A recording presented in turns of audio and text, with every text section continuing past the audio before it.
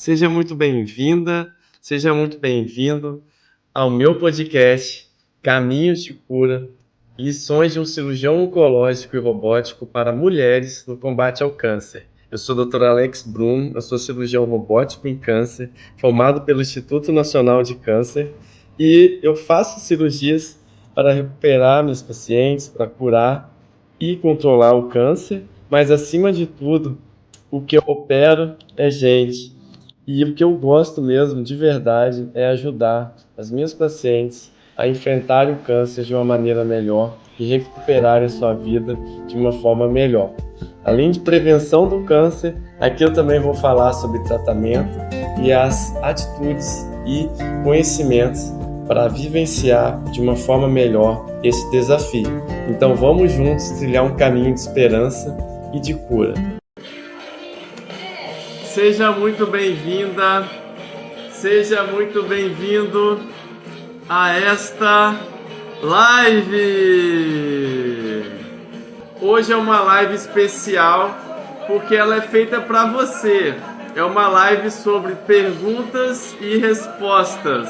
Qual é a sua dúvida? Então eu peguei, fiz uma lista com várias dúvidas aqui que as minhas pacientes me mandaram essa semana.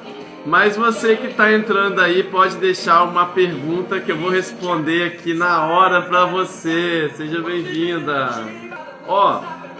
Tem muita coisa aqui para falar. Eu vou começar a falar e responder as perguntas, até porque a dúvida de um vai ser importante para qualquer pessoa aqui. E essa live fica gravada e depois vai para o meu podcast Caminhos de Cura. Lições de um cirurgião oncológico e robótico para mulheres no combate ao câncer, que já está com 61 episódios. Então, fiquem à vontade. Você pode ouvir esse podcast não só no YouTube, mas também no Spotify. E lá tem muita coisa, muito assunto legal. Eu acabei de publicar um sobre o câncer de endométrio. Fiz uma revisão completa para paciente, falando de uma forma mais simples, falando de uma forma que qualquer pessoa pode entender. Esse é meu objetivo. Então, vou começar aqui com as perguntas. Se você acabou de entrar e tem uma pergunta, pode colocar aí que eu vou responder, tá bom? Vamos lá para as perguntas. Primeira pergunta que veio aqui para mim é: endometriose pode virar câncer? Essa aí foi a pergunta, se endometriose pode virar câncer. Primeiro a gente tem que entender o que é endometriose. Endometriose é uma doença benigna muito comum nas mulheres em idade reprodutiva. Essa doença é tão comum que pode atingir entre 10% e 15% da população. Mas como é uma doença muito subdiagnosticada, algumas estatísticas apontam para até 30% das mulheres em fase reprodutiva. Isso em grau mais avançado ou em grau mais sutil. A endometriose, ela representa aqui, nesse modelinho aqui, ele é representado, né, nesse útero que eu trago aqui, por essas pintinhas aqui pretinhas, que realmente quando a gente vai fazer a cirurgia e olha lá dentro o abdômen e a gente encontra endometriose, ela se apresenta mesmo nessas manchinhas pretinhas aqui, que são como se fossem bolinhas de sangue, bolinhas de tecido endometrial. A endometriose, ela pode ter várias causas, é uma doença benigna. E eu vou responder aqui a pergunta se a endometriose vira câncer. Então, falando sobre a endometriose, uma das origens dela, que é aceita, uma das mais aceitas, é que existe algum tipo de refluxo na menstruação, em vez do tecido endometrial descer aqui e sair naturalmente aqui pela vagina, né? A cada ciclo menstrual da mulher, pode haver então a implantação de tecido endometrial, de células do endométrio, acabar implantando aqui no ovário, que é o local mais comum onde a endometriose pode acometer, ou na tuba uterina, ou aqui perto do útero, ou entre a bexiga e o útero, ou entre o reto e o útero. Pode acometer outros órgãos na pelve, que a gente chama de endometriose profunda também, quando ela infiltra os tecidos. E ela é uma condição que vai causar muita dor na mulher, pode causar também infertilidade e pode também provocar o surgimento do que a gente chama de endometrioma, que são cistos contendo tecido de endométrio misturado ali com células que podem ali conter mesmo sangramento, né, que vai ali acumulando dentro desse cisto hemorrágico endometriótico, que é o que a gente chama de endometrioma, e isso provocar o surgimento de uma massa pélvica, de um cisto ou tumor na pelve, que pode ali causar dor na mulher, pode causar alterações ali de compressão na bexiga, pode dar dor para ter relação, pode prejudicar aí a mulher para ter seus filhos, causar infertilidade. E se a gente for pensar e responder essa pergunta aqui, se endometriose pode virar câncer, na literatura fala que sim, mas é muito raro. Basicamente, ele fala que 0,7% dos casos a 2,5% dos casos de endometriose podem até virar um câncer, ser origem de um câncer. Não é muito comum, mas é importante a gente saber, né? E se a gente for ver de 4 mulheres, né? 3 em cada 4 mulheres que a endometriose vira câncer, essa endometriose está acometendo o ovário, que é o local mais comum aonde a endometriose pode atingir ali fora do útero. E um em cada 4 dos casos em que a endometriose vira câncer, repito que é a minoria dos casos, né, 0,7% a 2,5%, né, das mulheres que têm endometriose podem vir a desenvolver um câncer relacionado a essa endometriose, que é muito pouco, mas ela pode acometer fora do ovário, né, e normalmente são tumores que têm relação com a endometriose, ou seja, a histopatologia deles, a origem da célula, tem relação com célula do endométrio, que são os tumores de células claras, carcinoma de células claras ou carcinoma tipo endometrioide. O que a gente tira de lição com essa pergunta? É raro, então, endometriose virar câncer. O local mais comum, aonde pode ter aí uma chance maior da endometriose virar câncer, é quando ela atinge o ovário. Então, por isso, a gente precisa, a mulher que tem o endometrioma, precisa de acompanhamento, bem como a mulher que tem endometriose também, para não só com a alimentação, exercício físico, medicação e cirurgia, tratar essa doença e sim, dessa maneira, diminuir a chance de ter algum tipo de complicação da endometriose, não só de qualidade de vida, que é o mais comum, gerando dor, infertilidade, mas também tendo algum tipo mais sério, né, uma consequência séria não comum, mas que pode acontecer de virar um câncer, né, transformar num câncer. Não é uma coisa comum. Mas o que a mulher pode fazer? O que está no controle da mulher que tem endometriose? Fazer o acompanhamento regular com um especialista. Se precisar de cirurgia, procurar um especialista também, cirurgia pélvica, cirurgia robótica avançada.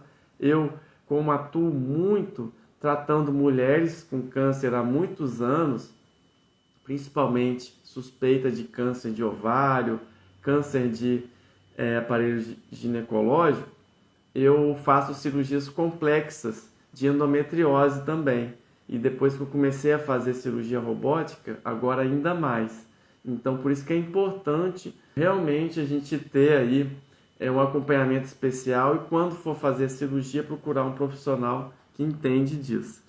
A pergunta que teve no meu stories aí sobre a indicação do livro que eu coloquei lá, depois você olha, é o livro do perdão, chama Perdão, A Cura para Todos os Males. É um livro bem fininho. Outra hora eu vou fazer uma live só desse livro, porque ele tem ali ensinamentos muito bacanas, que normalmente, às vezes, eu compro o livro e mando para casa das minhas pacientes, aquelas que fazem, principalmente aquelas que fazem programa de acompanhamento comigo, porque uma das coisas mais importantes que a gente precisa aqui aprender, depois que a gente tem um diagnóstico de câncer, é desenvolver a nossa habilidade de perdoar. E sim, é uma habilidade que você pode aprender, desenvolver e se tornar melhor em perdoar. Porque no fundo o perdão faz bem para a pessoa que perdoa. Não é que ela está concordando com o que foi feito, mas ela está justamente entendendo que é algo que já foi, é algo que você pode aprender com aquele fato, fazer algo diferente para realmente mudar isso, mas que se você perdoar, não ficar remoendo aquilo, isso vai fazer bem, inclusive, para o seu sistema imune. Então, lá no meu Stories, eu botei lá, e é interessante que uma parte do livro fala que quem perdoa aumenta a sua imunidade. E é verdade, quem perdoa aumenta a imunidade, porque você, quando não perdoa, você está gerando sentimentos ruins, você está gerando neurotransmissores ruins. E o nosso corpo ele é todo interligado, né? Não é à toa, né, que eu sou cirurgião oncológico e vejo isso nas minhas pacientes como algo que eu preciso trabalhar também. Então, aqui no meu consultório, né, na Clínica Almeida Leite, em Vitória, Espírito Santo, aqui eu criei um ambiente não só para eu atender minhas pacientes com calma, para eu entender de fato o problema delas e indicar uma cirurgia ou não, um tratamento de câncer, mas eu também promovo aqui um ambiente para a gente conversar livremente e entender melhor o que essa mulher precisa para transformar a vida dela por um rumo melhor, por uma vida melhor, para estar realmente virando o jogo aí com relação ao câncer. Então, por isso que é importante esse livro. Quem chegou aí agora, hoje é uma live de perguntas e respostas. Você pode ficar à vontade de fazer qualquer pergunta aqui para mim, que eu vou responder. Eu já tenho aqui algumas que as minhas pacientes me mandaram durante essa semana e que eu estou respondendo aqui uma por uma. Outra pergunta foi a seguinte: cisto de ovário pode virar câncer? Então, estava respondendo a pergunta anterior, se endometriose vira câncer. É bem raro, mas pode virar. Como a endometriose, um dos locais mais comuns aonde ela acomete é o ovário, então cistos, né, é muito correlacionado aí, cisto de ovário relacionado à endometriose, que chama endometrioma, é o local mais propenso a desenvolver ali um câncer derivado da endometriose.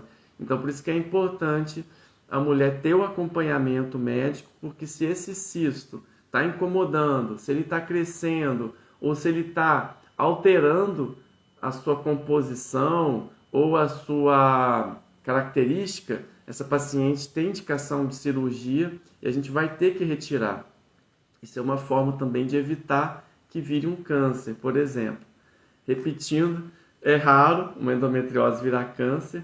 O objetivo do tratamento não é que ela não vire câncer, mas o objetivo do tratamento principal é realmente devolver uma qualidade de vida melhor para a mulher com endometriose, devolver para ela a chance de poder ter seus filhos, se assim ela quiser, e sim, pode, nesse caso, de forma secundária, evitar, né, o raro acometimento de câncer na mulher com endometriose. Cisto de ovário pode virar câncer? De maneira geral, em paciente jovem, um cisto de ovário, principalmente se ele é simples, se ele é fininho, se ele não tem nenhuma característica preocupante, a chance dele virar um câncer é menos do que 1%. E na mulher mais velha, que tem um cisto, mas que esse cisto não é simples, ou seja, ele não é só de líquido, ele tem um espessamento, ele tem algum nódulo nele, ou ele causa sintomas, ou ele está crescendo, aí essas mulheres têm mais chance de ser um câncer, e aí sim a gente acaba indicando cirurgia para retirar esse cisto, tá bom? Lembrando que toda vez que a gente faz uma cirurgia para cisto ou tumor no ovário, a gente precisa também fazer com um profissional especialista. A cirurgia robótica e a cirurgia minimamente invasiva ela pode ser utilizada em cistos de até 10 a 15 centímetros, mais do que isso não é indicado, que tem risco de romper a lesão, aí é melhor a cirurgia por via aberta. Mas em todas essas cirurgias a gente precisa fazer com todo cuidado para tirar ele inteirinho, e aí a gente tira ele inteirinho com cuidado, e aí o patologista examina na mesma hora, e aí dá para a gente um resultado parcial, se é benigno, se é maligno, e aí a gente segue ali o fluxo, se retira, ou mais alguma coisa, ou se encerra a cirurgia por ali, tá bom? Pergunta. A Clara falou, perdoar é um dos atos básicos da fé. Que lindo que você escreveu, adorei, Clara, adorei. E quem entrou aí foi a Ana, a Graciana. A Sandra está perguntando aqui, bolhas de água hormonais no seio, pode virar câncer? Não, essas bolhas de águas ou cistos simples nos seios não viram câncer, mas, como eu digo sempre, é importante você ter um mastologista, um ginecologista te acompanhando, para você ali fazer não só o exame anual das mamas e a mamografia, se estiver na época, mas para ele personalizar também o acompanhamento. Às vezes tem uma história familiar mais forte de câncer de mama, ou tem a mama mais densa, e aí ele pode combinar isso com ultrassom, pode fazer uma ressonância de mama se ele achar importante, ou mesmo a tomossíntese em casos aí em que a mama é muito densa ou que tem uma história forte de câncer na família. Tá bom, Sandra? Basicamente é isso.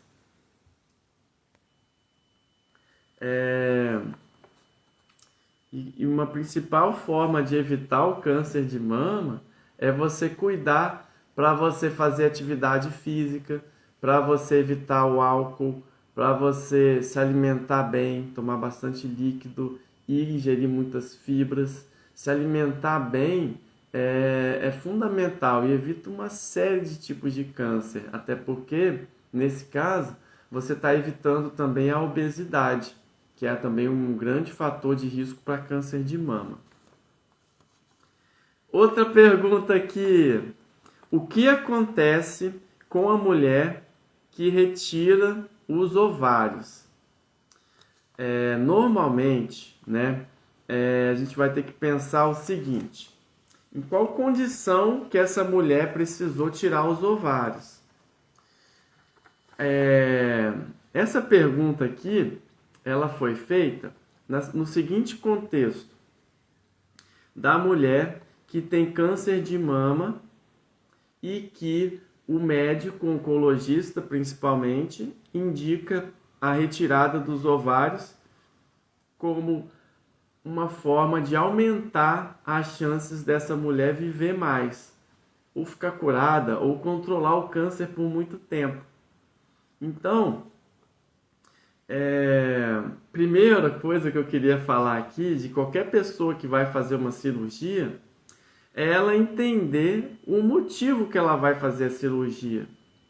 Então, para você fazer uma cirurgia com tranquilidade, para você ir com realmente esperança ali de que aquela cirurgia vai ser boa para você, independente das sequelas que ela pode causar, é o seguinte: você precisa primeiro entender o motivo que você vai fazer aquela cirurgia. Por que você vai tirar esse ovário, né? É para você viver mais? É para você aumentar a chance de você passar mais tempo de vida com a sua família? Para você, às vezes, ficar curado e o câncer nunca mais voltar? Então, uma das coisas que a gente precisa se conectar quando a gente vai fazer uma cirurgia, sim, ou qualquer cirurgia, porque cirurgia é uma coisa séria, a gente precisa se conectar que aquela cirurgia está sendo indicada para o bem do paciente. Ninguém vai indicar uma cirurgia para o mal do paciente, né? A cirurgia ali de retirada dos ovários numa mulher jovem é por um bem maior. É porque essa mulher, no caso do câncer de mama, né, que tem hormônios, receptores hormonais, ou se tem aí BRCA tipo 1 ou tipo 2, ou outros tipos de características em que a retirada dos ovários vai ser importante para aumentar o tempo de vida dessa mulher, essa mulher precisa ir para essa cirurgia conectada com os benefícios da cirurgia, com ela vivendo mais, com tudo dando certo. E se a gente pensa também que, né, entendendo o motivo da cirurgia, concordando com o motivo da cirurgia, entendendo também como que ela pode ser feita por via aberta, por via vídeo ou por via robótica, e indo no profissional que você confia, você vai ir para a cirurgia com mais tranquilidade. Outra coisa é agora você entender, sim, né, quais são os malefícios, quais são os desafios que uma mulher que retira os ovários precocemente na sua vida, né, antes de entrar na menopausa, quais são os malefícios que podem causar na sua saúde, né, a retirada precoce dos ovários, para que ela possa minimizar os efeitos. Então, o principal motivo de você saber quais são, né, o que acontece com a mulher que retira os ovários é entender que tudo isso que eu vou falar aqui, a gente vai poder cuidar, a gente vai poder olhar para isso e minimizar, né, minimizar os efeitos nocivos. Outros casos em que a mulher precisa retirar o ovário antes do tempo, né, antes de entrar na menopausa, é o que a gente chama de menopausa cirúrgica, a retirada dos ovários por algum motivo de saúde por via cirúrgica, pela cirurgia, é um tipo de menopausa mais abrupta, que os hormônios femininos eles se encerram ali de forma mais abrupta. Então a gente vai ter que dar mais suporte para essa mulher, a gente vai ter que ter mais cuidado com ela. Então vai ser importante. Uma das causas, os motivos para a gente retirar o ovário, pode ser o câncer ginecológico também. O próprio câncer de ovário e o câncer de endométrio são uma das principais causas aí ginecológicas em que a gente precisa retirar os ovários de uma mulher mais jovem para tratar a doença, além do câncer de mama, por exemplo, que às vezes a gente tira o ovário para tratar a doença, para aumentar a chance de cura e controle da doença. E quais são os malefícios, então, doutor Alex? Me fala que isso pode causar em mim, né? O que eu tenho que estar atenta para a gente correr atrás e resolver e minimizar com um especialista, com um ginecologista? Olha, primeiro, quando a gente tira os ovários abruptamente, a mulher pode ter ali sintomas vasomotores, que são aqueles calorões que a mulher sente na menopausa. Então, isso vai ser muito sensitivo na mulher. Alguma mulher vai sentir mais, a outra vai sentir menos, mas na mulher que não pode fazer nenhum tipo de terapia de reposição hormonal, existem medicamentos, né, como inibidores da recaptação da serotonina, que podem ajudar a minimizar esses sintomas de calorão depois que tira o ovário, tá? Por um motivo de saúde. No caso do câncer de mama, ou câncer de endométrio, câncer de ovário. Até endometriose, às vezes, a mulher pode precisar tirar os 2 ovários, né? A gente vai ter que lidar com isso. Não é o objetivo, mas pode acontecer. A mulher que tira os ovários vai ter uma baixa hormonal. E essa baixa hormonal, de progesterona e de estrogênio principalmente, vai causar uma atrofia urogenital. Então ali a vulva, a vagina e a uretra feminina, ela possui receptores hormonais. E quando a mulher vai entrando na perimenopausa, em que naturalmente seus hormônios vão caindo, e na menopausa subsequente, a gente precisa dar atenção para essa atrofia urogenital, porque isso pode incomodar muito a qualidade de vida da mulher. Pode então gerar atrofia ali, urogenital, ou seja, a mucosa da vagina pode ir ficando mais fininha, a pele da vulva pode ir ficando mais sensível e fininha, a própria uretra ali pode ficar mais atrófica, e tudo isso pode gerar na mulher mais dor para ter relação, ardência, ou mesmo ardência para fazer xixi, ou mesmo alterações aí de incontinência urinária, alterações até de infecção urinária de repetição, urgência, né? A mulher que está com xixi, vontade de fazer xixi, já tem que correr para o banheiro para fazer o xixi, não dá tempo de esperar. Tudo isso é devido à atrofia genital, urogenital, que pode ser provocada e pode evoluir naturalmente com o envelhecimento da mulher, na perimenopausa, e pior ainda mais com a menopausa, se não der atenção. Mas essa mulher que tira os ovários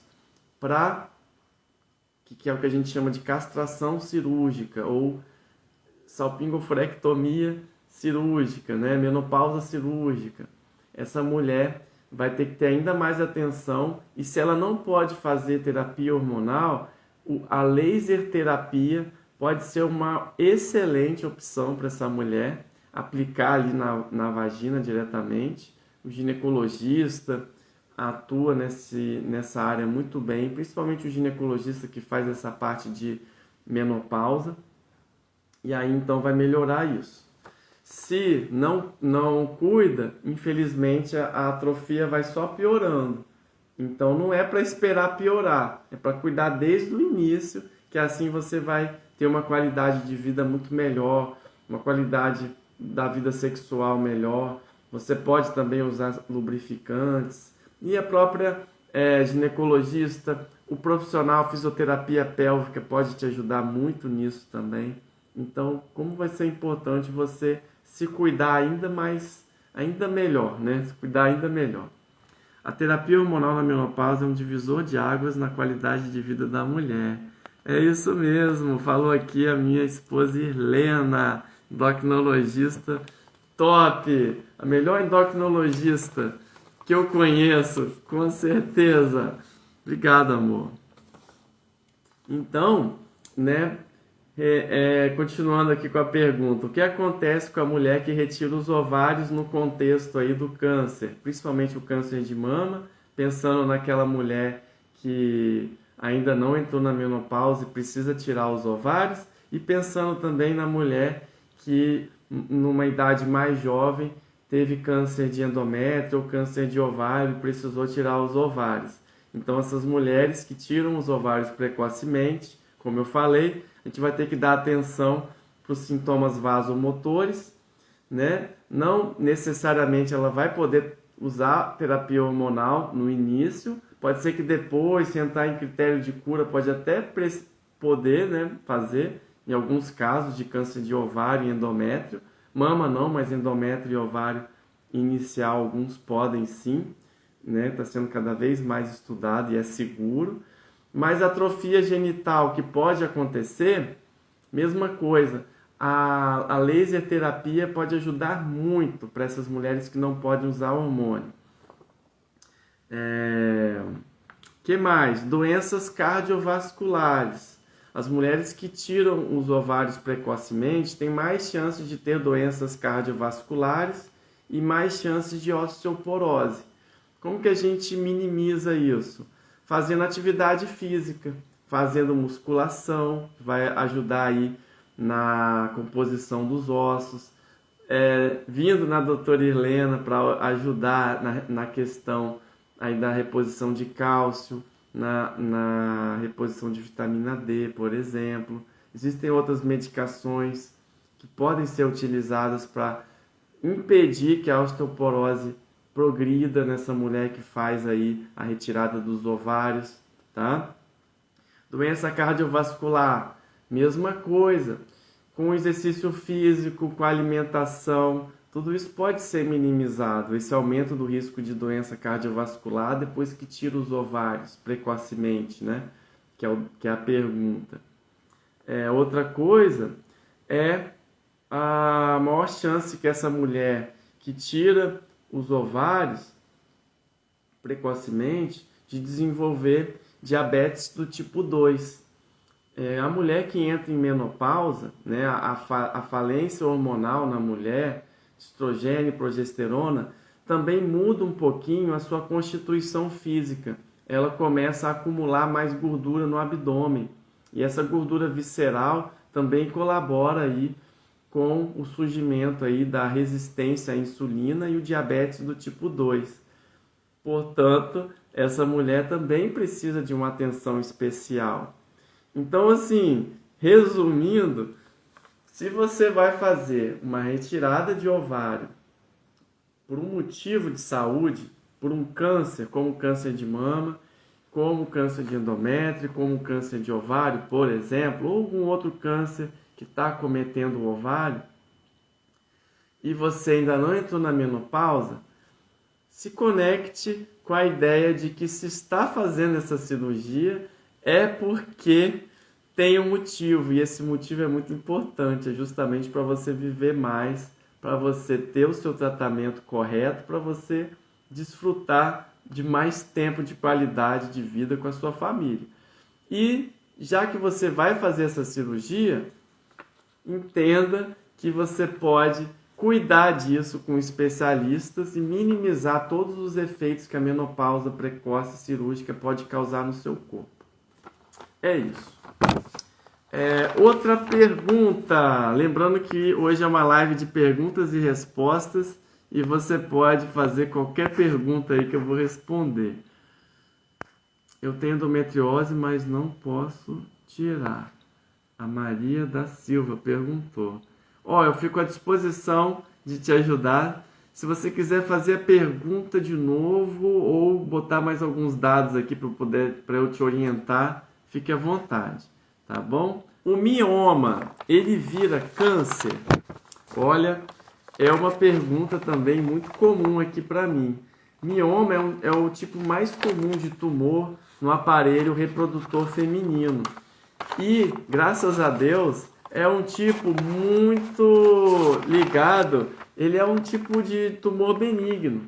Então, não é para a gente preocupar que ele vai virar câncer. É muito raro um mioma virar câncer. Menos do que 1% dos casos o mioma pode virar câncer, de maneira geral. Os casos que a gente mais vai ter que ter atenção são os miomas depois da mulher dos 60 anos. Se eles crescem, se eles começam a mudar de forma, se eles começam a causar dor na mulher de uma maneira muito importante. Então vai ser importante para a gente acompanhar essa mulher com mioma. Não necessariamente ela vai precisar operar. Então normalmente a gente não opera a mulher que é assintomática em ter um mioma, porque a chance dele virar câncer é quase zero. Não é zero, mas não precisa se preocupar, tá bom? O que precisa é acompanhar, né? Vai acompanhar com o seu ginecologista. Se por um acaso ele começar a crescer, se por um acaso ele começar a causar sintomas, sangramento, dor, infertilidade ou qualquer outro problema na mulher, aí sim entra a parte do cirurgião, aí entra até as terapias não cirúrgicas ou minimamente invasivas para tratar o mioma, que raramente vira câncer, tá bom? A Aide entrou aí, a Josimar. Ó, começou uma pergunta aqui. A endometriose, por que ela espalha por todos os órgãos? Porque é tão difícil descobrir no começo. A Priscila perguntou. Basicamente, Priscila, a gente entende a endometriose como uma doença benigna e que ela pode ser multifatorial. Ela pode ter ali uma origem genética hereditária, ela pode ter um componente imune, ela pode ter um componente próprio do indivíduo, até mesmo de dieta ou mesmo de estilo de vida. E basicamente as teorias mais aceitas são o refluxo de menstruação, que até 10% das mulheres podem ter aí a endometriose, né? O refluxo menstrual pelas trompas, ele é relativamente comum nas mulheres, mas somente 10% a 15% das mulheres em idade reprodutiva vão desenvolver endometriose. Então, nessas mulheres, por algum motivo, esse endométrio aqui que descama e sai na menstruação e que, em alguns casos, em pequenas células aparecem aqui, por exemplo, no ovário, podem se implantar aqui, vários componentes ali de moléculas de adesão, até mesmo o sistema imune, que na mulher que não tem endometriose ataca ali aquela endometriose e elimina, não deixa ela perpetuar.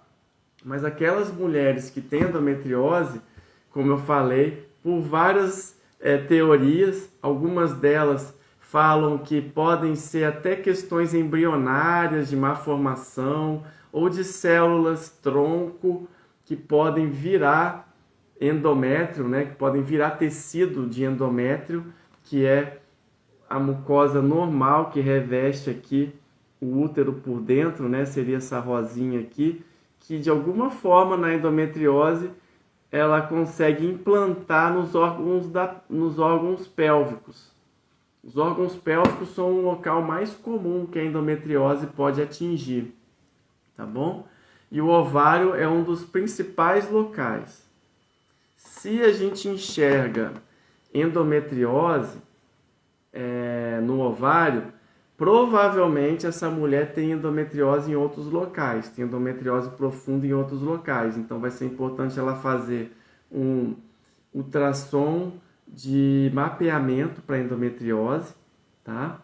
Um ultrassom específico, ou mesmo uma ressonância magnética direcionada para endometriose, para mapear e a gente entender aonde que tem endometriose, foco de endometriose, aonde que não.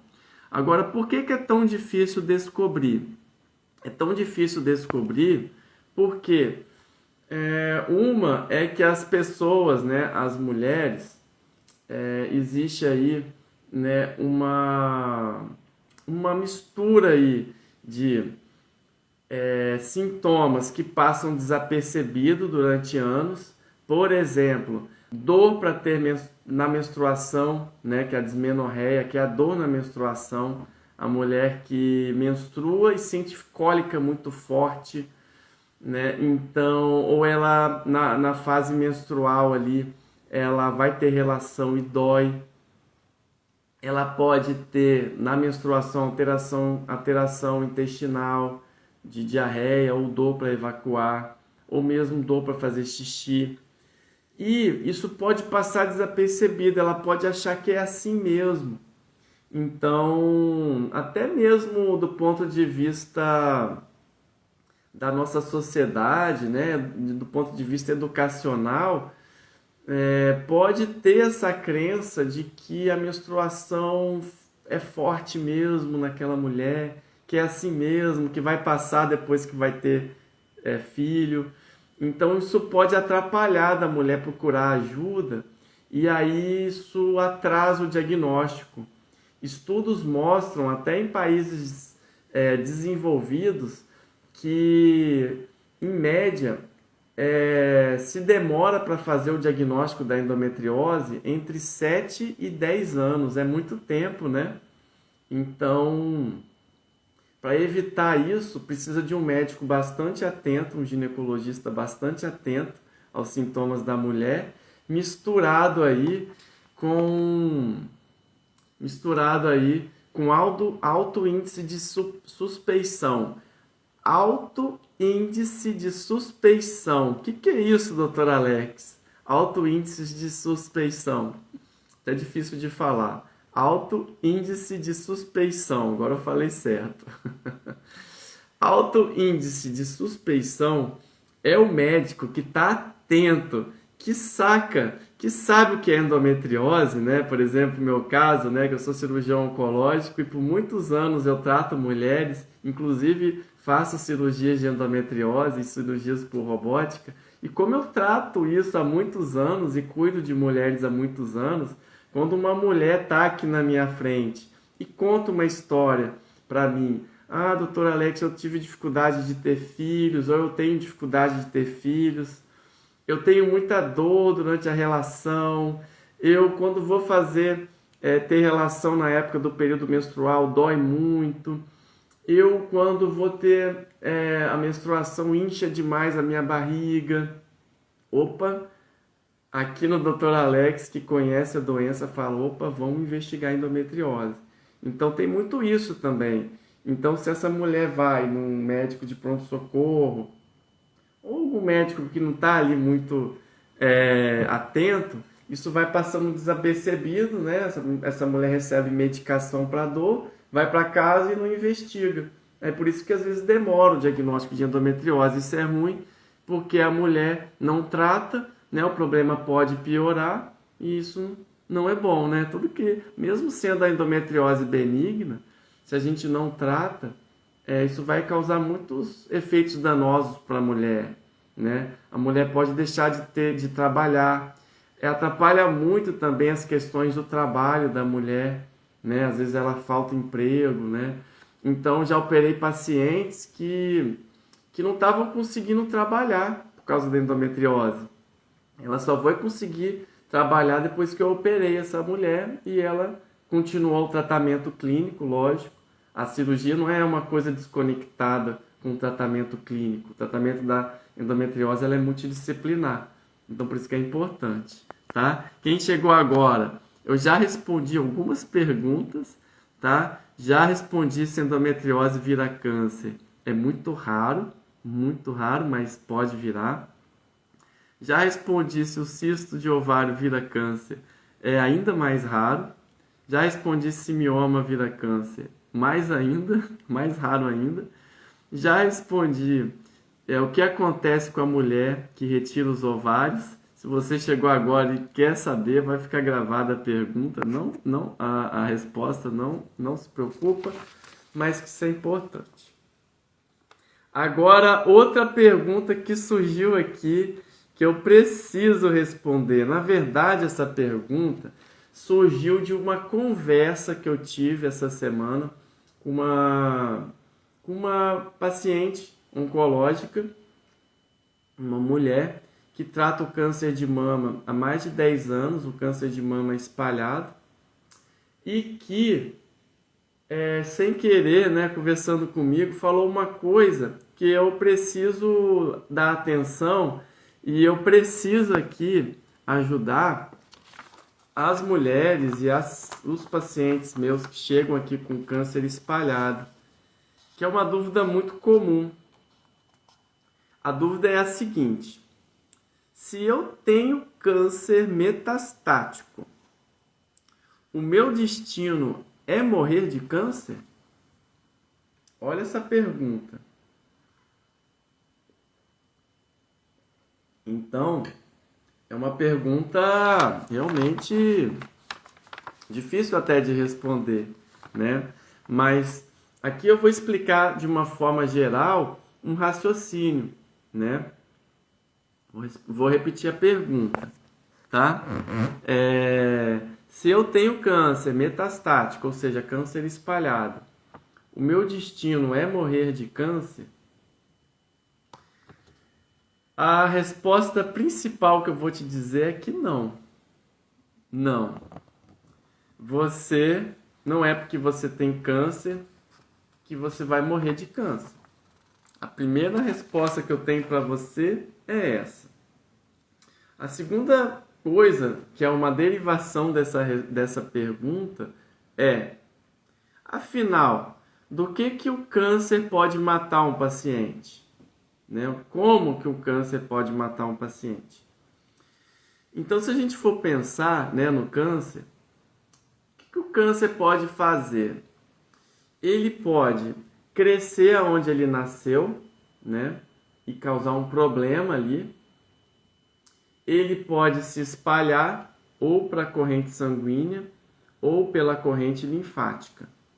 De forma geral, são as três coisas aí que podem acontecer.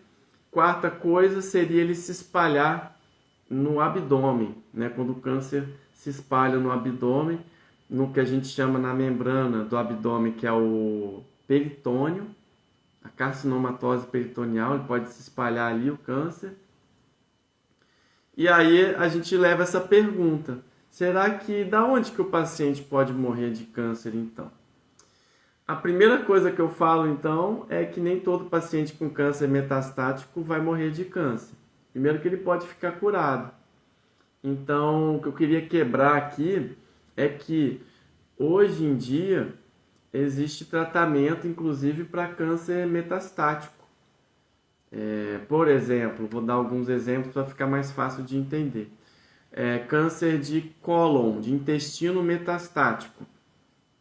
Um dos principais locais de metástase do câncer de cólon, de intestino, são pulmão, fígado e peritônio, né? Acabei de falar, também é um local. O peritônio é a membrana que reveste os órgãos do abdômen por dentro.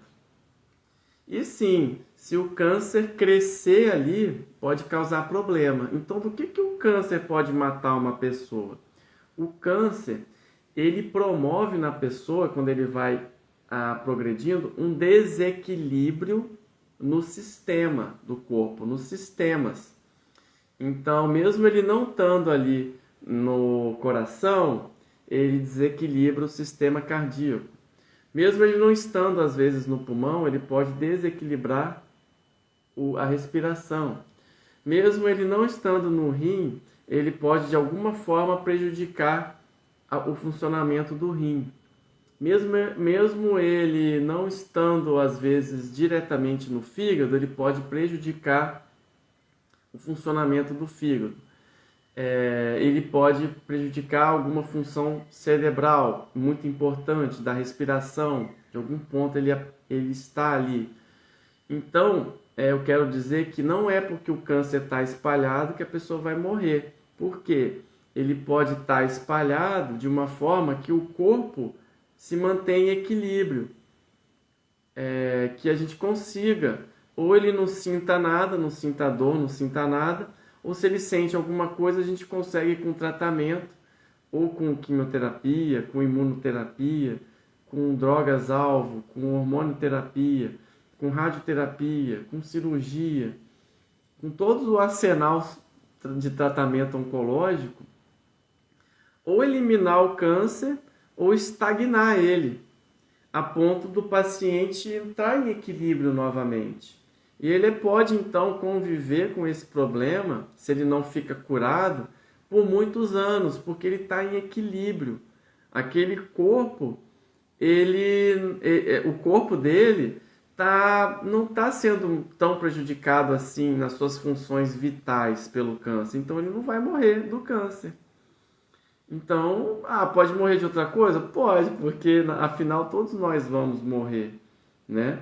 Mas basicamente quando alguém morre de qualquer coisa é porque nosso sistema de órgãos não está em desequilíbrio total a ponto de uma pessoa morrer, né?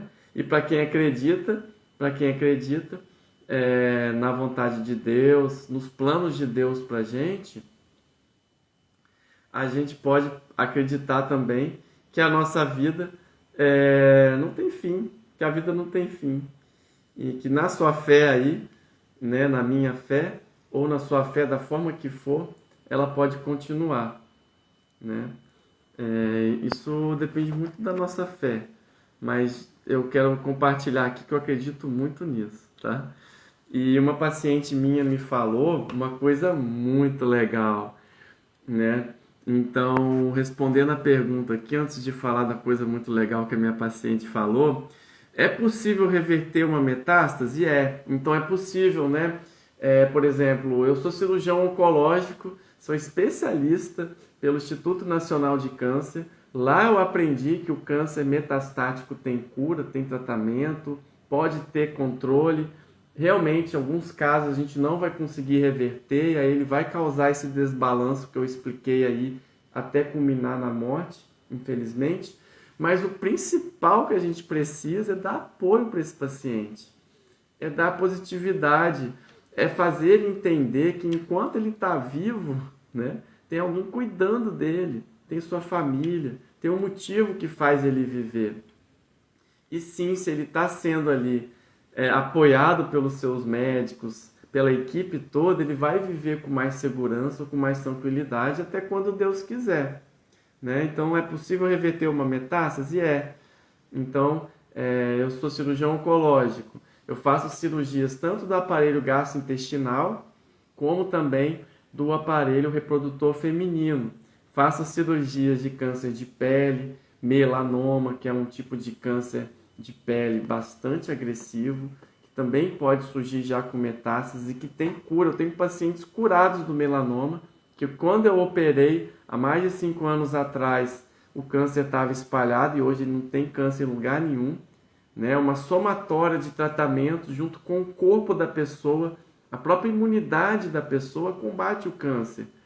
Então, isso é importante a gente saber, que se a gente fortalece o nosso corpo está combatendo o câncer. Não é só o tratamento do câncer, e não estou falando aqui para não fazer o tratamento, tem que fazer. O tratamento correto do câncer precisa ser feito e não pode ser diferente disso, ele precisa ser embasado na literatura, sim. Mas se a gente der o nosso melhor, inclusive também do ponto de vista nutricional, do ponto de vista físico, do ponto de vista dos nossos pensamentos, a gente pode aumentar até a nossa imunidade e isso ser mais um fator que vai colaborar para você viver muito ou mesmo reverter até um caso de metástase, juntamente com o tratamento, lógico. Tá bom? O mal que os inibidores hormonais faz, o que fazer? Eu vou responder essa pergunta. Completando, então, a pergunta, né? Se eu tenho câncer metastático, meu destino é morrer de câncer? Não, tá? E se você trata o câncer há muito tempo, não quer dizer que daqui a pouco você vai acabar o tempo para você. Só quer dizer que hoje é o início, justamente hoje é o início de todo o resto da sua vida. Já parou para pensar que exatamente agora é justamente o início do restante da nossa vida? Mas o que quer dizer isso, Alex? Quer dizer que você pode muito bem passar a olhar a vida por outro prisma, passar a olhar a vida por tudo que você tem aí de bom já na sua vida. Seu filho, sua família, o ar que você respira, sua casa, seu alimento, as coisas que você gosta de fazer, os seus hobbies, comer, né? Então, por cuidar de pacientes com câncer há muito tempo, eu tenho aqui várias e várias e várias lições de vida de que eu, Dr. Alex, preciso olhar para a minha vida com outros olhos. Caramba, eu estou vivo. Caramba, eu estou aqui conversando com você que está aí do outro lado, né, sobre um assunto muito importante, sobre vida. Então, a grande coisa é que o medo da morte nos faz olhar melhor para a vida, nos faz viver melhor. Então, não é ruim sentir o medo da morte. O que é ruim é você deixar o medo te paralisar, ou você ser movido pelo medo. A gente sempre tem uma escolha. A gente pode ser movido pela nossa fé ou a gente pode ser movido pelo nosso medo. É uma escolha. Se você é movido pelo medo, você está toda vez com medo. Você está toda vez fazendo coisas para evitar algo ruim. Você está sempre conectado com o instinto de luta e fuga, que aqui no nosso sistema cerebral existe há milhares e milhares de anos. Se você conectar com o medo, você vai achar o medo dentro de você. E se você se deixa, você permite que o medo te guie no restante da sua vida, seja qual é o tempo que você tem de vida, olha o sentimento ruim que isso pode ter. Agora, se você se permite ser guiado pela fé, no restante do tempo que você tem na vida, que eu tenho, que você tem, você vai estar imerso de sentimento de felicidade, de gratidão, de tudo posso naquele que me fortalece, na possibilidade de ficar curado, na possibilidade de viver muito, na possibilidade, enfim, que só Deus sabe o que tem para você. E se você se conecta, então, com esse lado, veja como isso vai gerar no seu corpo muito mais benefício do que malefício. Isso não é se enganar. Isso é você olhar e se permitir ser guiado pela fé e não ser guiado pelo medo. Então, não quer dizer que quem tem câncer metastático vai morrer? Não. E uma coisa que uma paciente minha me falou, eu trato dela há 5 anos, de um câncer de ovário espalhado na barriga, que eu já operei ela 2 vezes, ela já operou 3 vezes, já tirou tumores ali espalhados e está viva até hoje, já fez quimioterapia, radioterapia, e ela não tem câncer em lugar nenhum. E as pessoas perguntam, nossa, mas você não parece que tem câncer. Como é que você faz isso? E ela fala, olha, eu não pareço que eu tenho câncer porque a minha mente não é de uma pessoa doente, a minha mente é de uma pessoa saudável. Então, toda vez que o câncer voltou em mim, e esse câncer nela voltou algumas vezes, mas ela disse, toda vez que o câncer voltou em mim, eu fiquei curada. E cada vez que ele voltou, eu me curei de novo. E assim eu vou ficar até quando Deus quiser. E o câncer tem cura, ela completou. Não é porque eu tenho câncer que eu vou morrer de câncer. Até porque eu já ia morrer mesmo. Eu já ia morrer de qualquer jeito. Então, se eu não morri ainda, é porque Deus não quis. E se Deus não quis, eu vou viver. Eu vou aproveitar e vou fazer de tudo para que eu tenha uma vida melhor. Então, olha como a sabedoria dessa paciente, né, que eu trago aqui. Então, é sobre vida, gente. É sobre vida. É sobre a gente ter esperança, sim. É sobre a gente fazer o tratamento certo. É sobre a gente confiar e ser movido pela fé, que vai ser muito melhor do que ser movido pelo medo. Posso te garantir aqui, por muita experiência, por ter aí muitos anos cuidando de pacientes com câncer. O mal que os inibidores hormonais podem fazer. Então, o mal que os inibidores hormonais podem fazer, eles podem ser muito importantes para o tratamento do câncer. A primeira coisa é isso, é você se conectar com o bem que eles podem causar. Quando a gente faz um tratamento médico, a gente só faz esse tratamento médico porque ele causa um bem. Se a gente põe na balança, ele causa mais bem do que mal. Então a gente vai fazer o tratamento. Agora, como que a gente pode minimizar o mal que os inibidores hormonais podem causar na sua vida? Tem muitas formas de minimizar, né? Os inibidores hormonais, né, que podem ser utilizados para o tratamento do câncer, também podem ser utilizados até para o tratamento da endometriose, precisam de um acompanhamento especial e medidas para evitar que a mulher, por exemplo, sinta calorões ou minimizar isso. Essa mulher pode melhorar a sua atividade física, pode se alimentar melhor, pode fazer laser terapia para reduzir a atrofia vulvogenital, urogenital. Ela pode também fazer reposição de cálcio e de vitamina D e outras medicações para fortalecer os ossos e não deixar que a osteoporose progrida. ela pode cuidar ainda mais do seu sistema cardiovascular, porque pode ser uma consequência, né, dos inibidores hormonais. Ela pode também cuidar para que ela não aumente muito a gordura abdominal, e isso pode até causar diabetes. Então veja como, se a gente fizer o dever de casa, né, fizer o melhor que a gente puder com aquilo que a gente tem, e sendo movido pela fé dessas coisas melhorando, a gente vai conseguir superar isso. Aqui é a Ludmila: nunca vou esquecer o que o Senhor me ensinou. Aonde está o meu foco, ali expande. É isso, se a gente focar na nossa fé, na nossa esperança e em tudo dando certo, isso vai expandir, isso vai crescer, sem dúvida. Muito me ajudou, Ana Selma, muito me ajudou suas respostas, doutor Alex, foram perguntas interessantes. Eu que já passei pela esterectomia total, o senhor foi meu cirurgião e continua sendo meu médico de confiança. Ô, Selma, um beijo para você, obrigado por você estar aqui, que carinho, muito bom isso. Meu foco é a inauguração, a minha saúde e fé em Deus. É isso, Ludmila, motivador e excelente profissional, indico para todo mundo. Obrigado, Liliane, excelente cirurgião, é mesmo. Olha, o que eu mais gosto de fazer é cirurgia.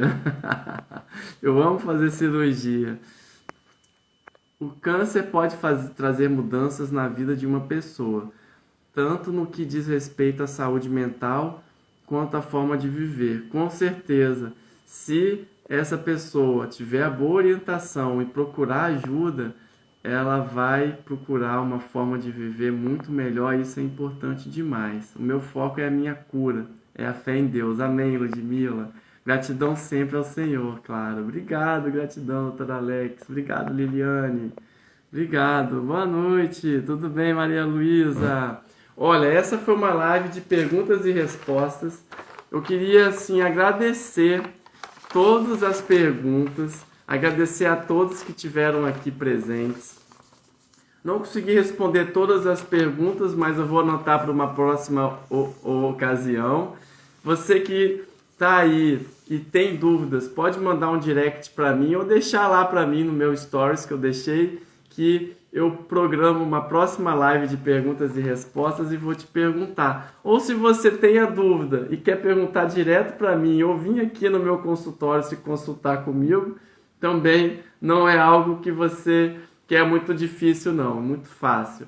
Então tem os meus contatos aí, eu fico à sua disposição. Eu queria dar um beijo em todo mundo aí, um abraço em todos que estão aí assistindo e gratidão a Liliane. Excelente cirurgião oncológico. Eu indico você e vou assistir todas. Obrigado, Lili, obrigado. Doutor Alex, competente e dedicado. Tem amor pela profissão. Obrigado, Lucelena. Obrigado, viu? Fico muito feliz. Até porque quando eu vejo casos, né, de pacientes minhas melhorando do câncer, casos desafiadores que até mesmo eu, quando eu fiz a cirurgia, por mais fé que eu tenha, eu tivesse ali pensado ou ficar preocupado, né, com o paciente, né? Caramba, esse paciente, como que ele vai ficar?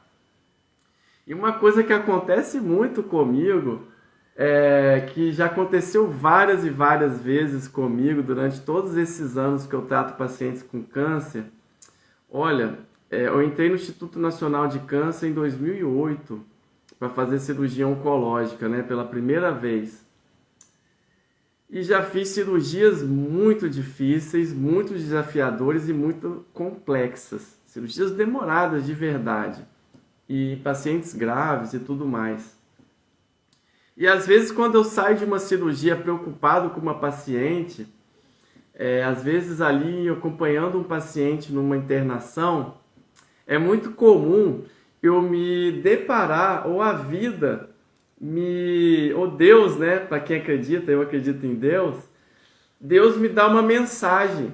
E normalmente a mensagem que Deus me dá vem através das minhas pacientes, que eu já operei, às vezes, cirurgias tão difíceis quanto essa, que eu estou ali preocupado, no dia seguinte, ou às vezes aparecem aqui na minha frente no consultório, né, vivas e bem, e aí eu falo, caramba, Deus existe, o milagre existe. Não estou dizendo, né, que é um fato que acontece só comigo, mas como um tio da minha esposa fala, só não vê Deus quem não quer, eu, no meu caso, eu quero. Então eu vejo Deus toda hora nesses casos em que às vezes eu estou ali e isso fortalece a minha fé e fortalece também à medida que eu vou vendo os meus pacientes ali se recuperando e ficando bem. E dentro dos desafios também, até mesmo casos em que eu não consigo reverter, em que o câncer pode gerar a morte, né, num paciente até com câncer espalhado, né, como eu falei, em que o câncer desequilibrou o corpo dessa pessoa a ponto dela falecer.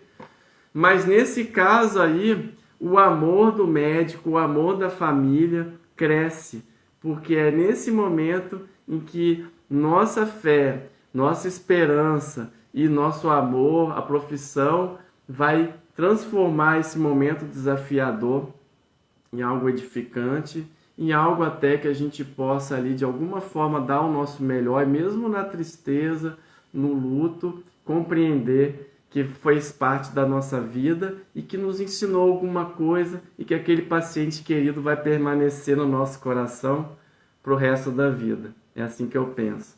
Gente, muito obrigado. Deus abençoe o Senhor. Amém. Obrigado. Obrigado. Toque final, story. Talk story. Valeu, amém. Amém, Deus, amém. É isso, é um milagre. Gente, um grande abraço. Fiquem com Deus. Até a próxima. E tchau. Obrigado pela presença. Até mais.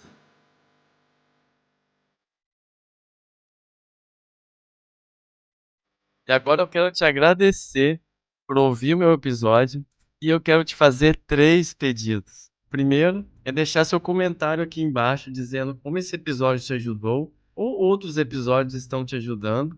E segundo pedido, encaminhar para alguém que pode estar precisando ouvir esse episódio. E o terceiro pedido é me seguir no Instagram e no YouTube. E até mais, até o próximo episódio.